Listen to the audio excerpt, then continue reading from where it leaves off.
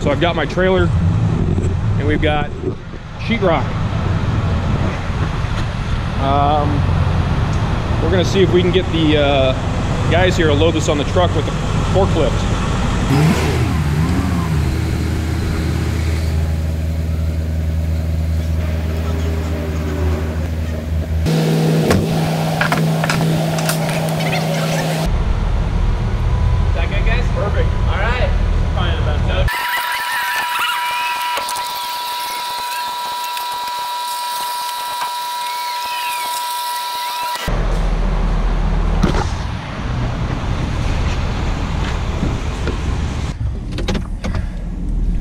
Well, surprisingly enough, that went significantly better than I thought it was going to.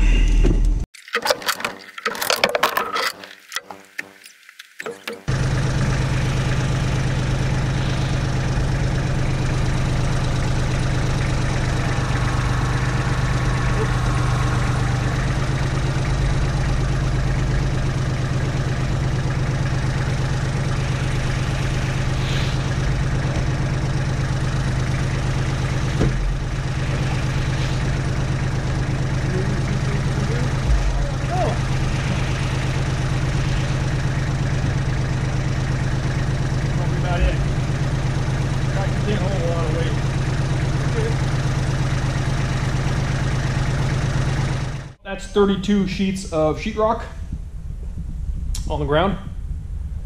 So I'm gonna use the tractor to unload that stuff. I tell you what, way back when I bought that tractor, I thought that I would sell it after I built this house, and I found so many uses for it since then that I'm never getting rid of it, obviously, at this point. I mean, I bought the pallet forks and all the other attachments for it, and it's incredibly handy to have, to be able to move material around and load and unload sheetrock like you saw me do.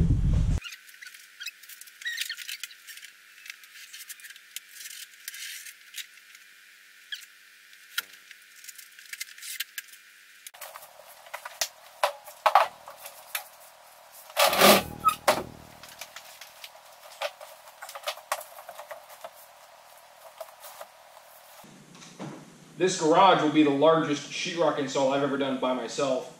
I suspect that I'll probably end up having to get my dad to come over, maybe my brother, a couple of friends maybe to give me a hand, because I can see doing this by myself is going to be really difficult.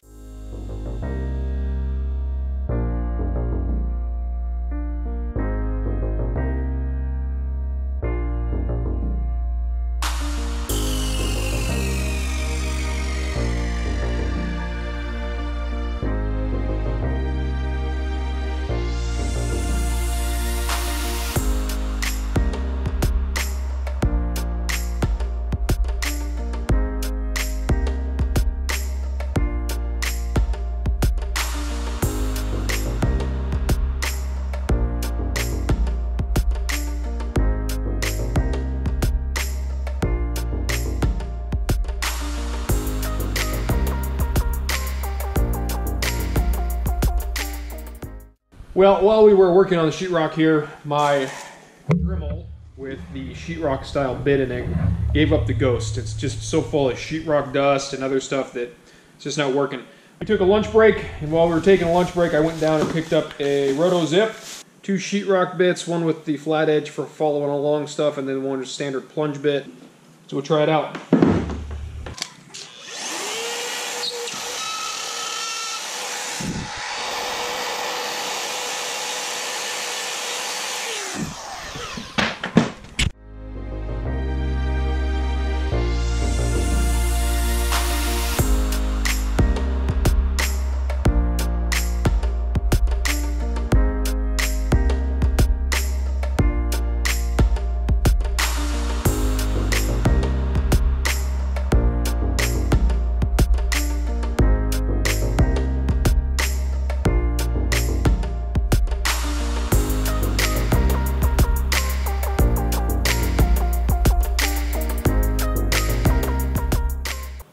Got to the point where I have to put sheetrock behind the brackets for the garage doors. So the tracks and the brackets that hold the spring, and then the bracket, in this case, that holds the garage door opener.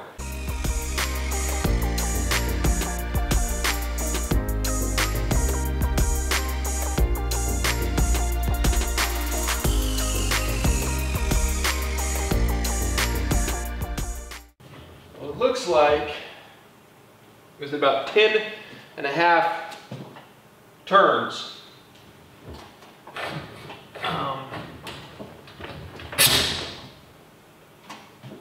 But it's all slacked up now.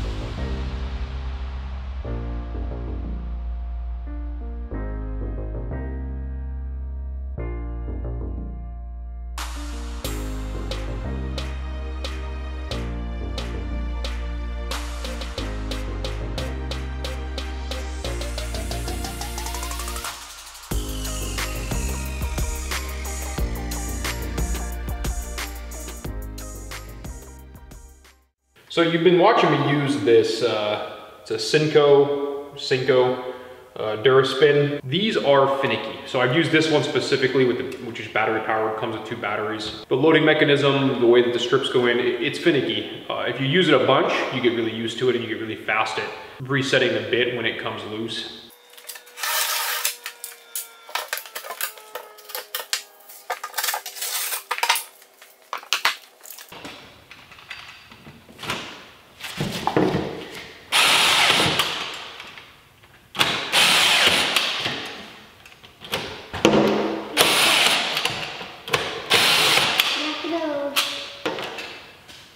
Well, I've got to run my daughter over to horse riding lessons, so I'll be right back.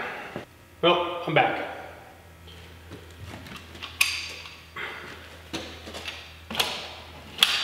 Oh, so we used up those last bit of screws. So the guard that used to be on here used to cover up this set of screws right here. I don't find that that's an issue because these hang out anyway, so these were not covered up. You kind of get used to setting this thing down and kind of flipping out the set of screws so they're out of your way. I would not recommend spending the money on one of these if you only have a small amount of sheetrock to do. But if you're doing a whole garage like I'm doing, my garage is 12-foot ceilings, 32 by 32 by 28. If I didn't own this, I probably would have went and bought it, to be honest with you. The other thing, at least for me, and I've got several different brands of X-Acto knives here. So we've got Skillcraft. Pretty handy. This one has extra blade storage in it. So if this blade was dull, push the red button, pull the lever back, the normal, and you push forward again with your thumb. And there's a new blade, brand new blade. Super handy, super convenient, pretty pricey. This is a $30 X-Acto knife. The other ones I've got, I have a Cobalt. This does not have a mechanism that allows the blade to be released unless you open it up. And I like that a lot. So this is an Irwin. The grabbing mechanism inside of this knife specifically, I don't like. I really don't like, actually. You really gotta fiddle with it to get it to engage correctly.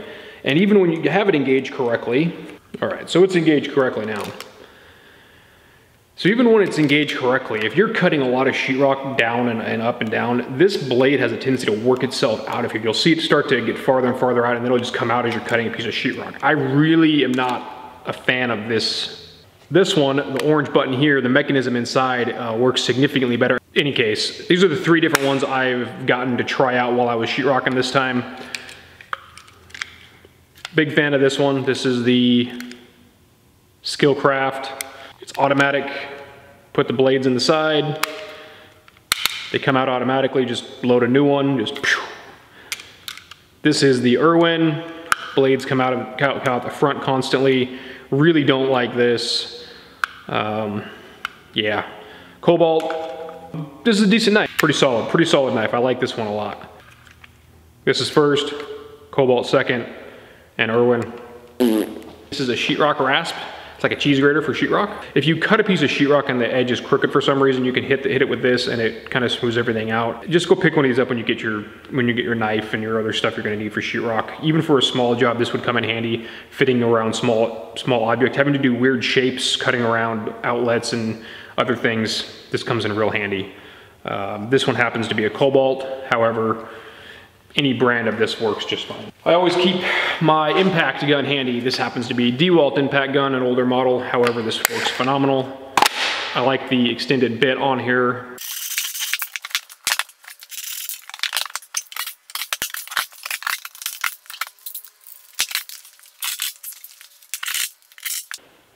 That's it.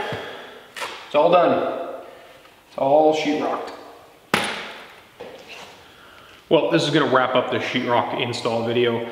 I got all 4 walls complete. A couple of takeaways. If at all possible, put the sheetrock up where the garage doors are before you have the garage doors installed. It'll save you a lot of hassle in the long run. If you're doing a really large project by yourself, consider the SINCO screw gun. It's pretty pricey, but when you're working by yourself, it's really, really handy. Also, in my case, I like the roll-around staging / scaffolding I have. Mine happens to be Metal Tech. It's stuff I bought at Home Depot. It's about 180 bucks per set, and I had 2 sets, one at a higher level and one at a lower level. In my application, I have a bunch of tools and things in my garage, and you might have noticed that I had to move a lot of things from one side of the garage to the other side of the garage, and then back and forth and back and forth. And when I go to mud and tape, I'm gonna do the same thing. I'm gonna do the wall behind me, and then I'm gonna move everything over here, and then go do that anyway. If at all possible, do this stuff early on. Don't bring all your tools into the garage like I did, and then move everything around constantly, because I really don't have anywhere else to put the stuff at the moment. I should have left a lot of this stuff in some cargo trailers I have, but learn the hard way sometimes. In any case, I hope you guys got something out of the video. The screw gun maybe, the roll around staging, I don't know.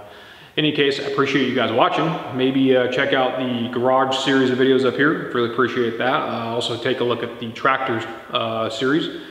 Definitely hit that subscribe button. That always helps me out working on the next video. And I appreciate you guys watching, and I hope you got something out of this.